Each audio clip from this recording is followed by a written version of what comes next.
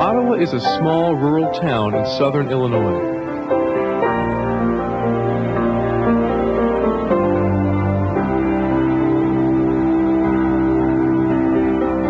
Ottawa Park sits at the center of the town, a visual paragraph describing the town's proud history and its deep and abiding respect for those who purchased its freedom. Like many towns, people here once took their religious freedom for granted, but that is not true anymore. Christmas in Ottawa always meant wreaths, snowmen, and most importantly, the birth of Christ. This painting is one of a group of paintings on the life of Jesus Christ, maintained and displayed by Ottawa's J.C.'s. The paintings were originally a gift to Ottawa's townspeople in 1956 and stood in Ottawa Park every Christmas for the past 2 generations. They stood there, that is, until 1990, when one person, backed by the ACLU, sued to force the city of Ottawa to take down the paintings. Why? The fact that a religious message would have a home on public property is as offensive to the Establishment Clause as if the mayor had let the J.C.'s build a church in the park. Most Ottawa residents were stunned by the lawsuit, nearly 500 of whom gathered together to protest the removal of the paintings from the park.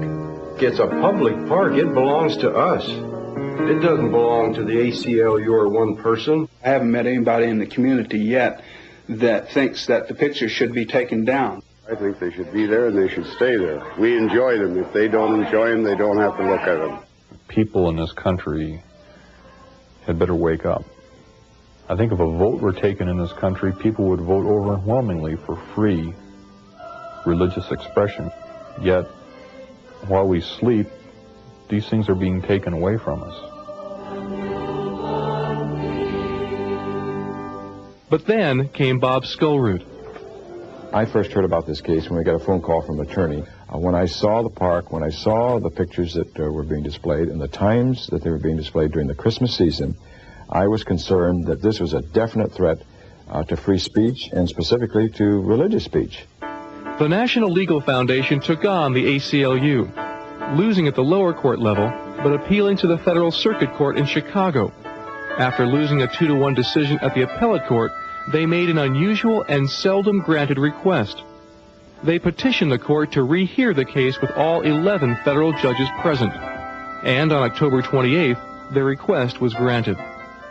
All 11, for the first time in the history of America, passed on religious expression in the public arena, and all 11 unanimously agreed that it was not an establishment of religion to have these pictures in a public park, which is a public forum and the quintessential place for religious speech, for free speech and assembly.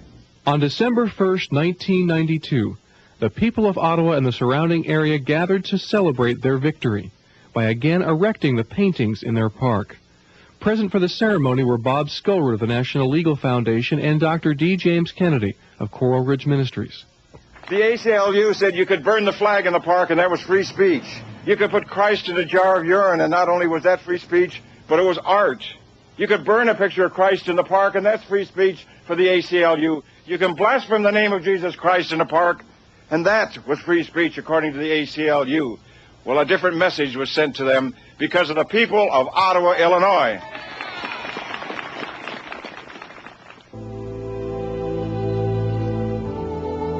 And then it was exhilarating today to see the paintings actually in place. I didn't think I would be that emotional about it, but I was.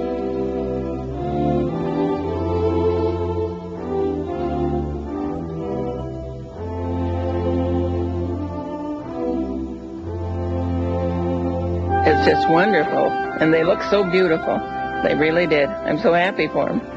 And for us as a city, that we can do this and that, and to show other people that it's worth fighting for.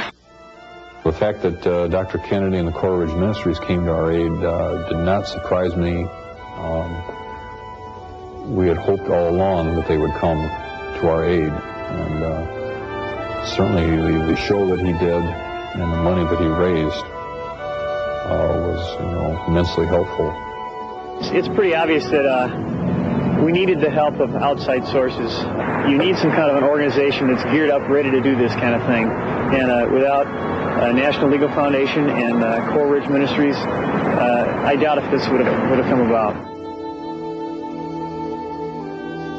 We couldn't have done what happened without their expertise and without their financial support. It was impossible. And I trust that we will see a rebirth of liberty, religious and spiritual liberty, and spiritual life in this country, and I trust that it will grow out from this center once again of Ottawa, Illinois, and that the shackles of spiritual slavery will begin to be removed from this nation.